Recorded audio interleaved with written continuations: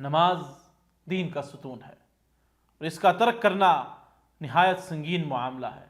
شیخ محمد بن صالح العثیمین رحمہ اللہ نے اس بات کو بیان کرتے ہوئے فرمایا الذی لا یصلی اشد من الیہود والنصارى، جو شخص نماز نہیں پڑھتا وہ یہود و نصارہ سے بھی زیادہ بدتر ہے۔ شیخ رحمہ اللہ نے مزید فرمایا کہ یہودی اور عیسائی اگر کوئی ذبیحہ کریں تو مسلمانوں کے لیے اس کا کھانا جائز ہے، لیکن جو شخص نماز چھوڑ دے اس کا ذبیحہ جائز نہیں۔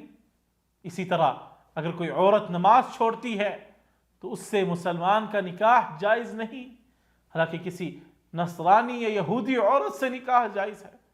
رسول اللہ صلی اللہ علیہ وسلم نے بھی نماز چھوڑنے کو کفر کے قریب قرار دیا ہے، جیسا کہ آپ صلی اللہ علیہ وسلم نے فرمایا العہد الذی بیننا وبینہم الصلاۃ فمن ترکها فقد کفر، ہمارے اور اہل کفر منافقین کے درمیان نماز ہے، تو جس نے نماز چھوڑ دی اس نے کفر کیا۔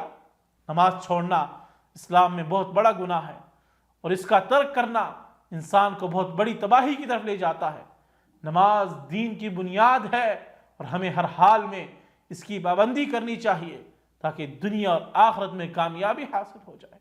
اور اگر کبھی نماز ادا نہ کر سکے سونے کی وجہ سے یا کسی بیماری کی وجہ سے، یا انسان بھول جائے، شیطان اس کو بھلا دے، تو اس کا کفارہ یہ ہے کہ جیسے یاد آئے، جیسے آپ کی آنکھ کھلے تو فوراً نماز ادا کیجیے۔